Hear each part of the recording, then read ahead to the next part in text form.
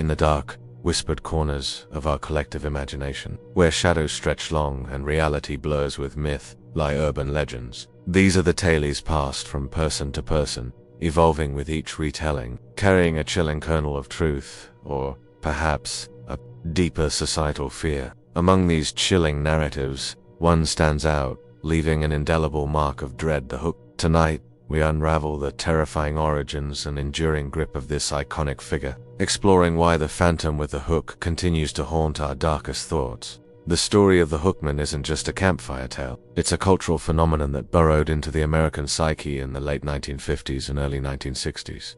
While its exact genesis remains shrouded in the mists of folklore, variations of the legend began to circulate, primarily among teenagers. Early versions often linked the Hookman to an escaped mental patient, a deranged killer who had lost a hand and replaced it with a deadly metal hook. These initial whispers spread through high school hallways, across drive-ins, and through late-night radio shows, morphing with each retelling. Ambiguity of its birth only added to its mystique, allowing it to adapt to local fears and anxieties, turning familiar lovers' lanes and secluded backroads into potential death traps. It tapped into the burgeoning sense of teenage rebellion and the growing independence of youth, making the act of seeking privacy a perilous gamble. The most prevalent and terrifying version of the Hookman legend typically unfolds with a young couple parked in a secluded, rural spot, often referred to as Lover's Lane. The radio, a ubiquitous source of entertainment and news at the time, frequently plays a role, broadcasting a news bulletin about a dangerous psychopath,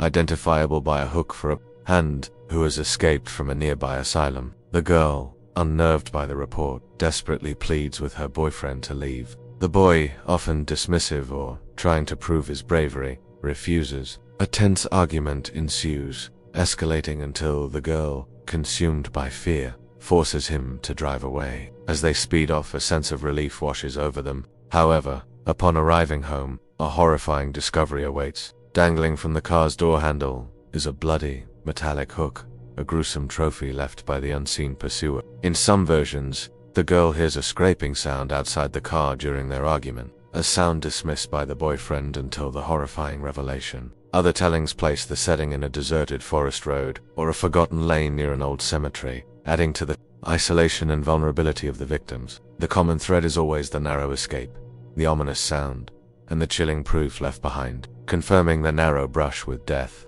This simple yet effective narrative structure allowed the story to spread like wildfire, passed between friends at sleepovers, whispered in hushed tones during class, and recounted with dramatic flair around campfires. It transcended regional boundaries, with local landmarks often substituted into the narrative, making the threat feel acutely personal and terrifyingly close. So, why has the Hookman endured when countless other urban legends fade into obscurity? The answer lies in its masterful manipulation of primal fears. Firstly, it exploits the fear of vulnerability in isolated settings. The couple in the car is alone, cut off from help, making them easy prey. Secondly, it taps into the fear of the unknown. The Hookman is rarely seen clearly, his presence only implied by sounds and gruesome evidence, making him all the more terrifying.